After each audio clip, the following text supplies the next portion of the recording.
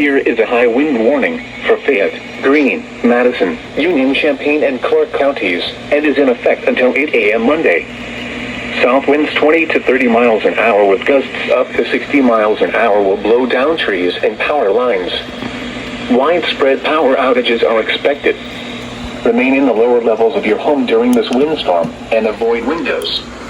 Watch for falling debris and tree limbs. Travel may be difficult, especially for high-profile vehicles. Use caution if you must drive.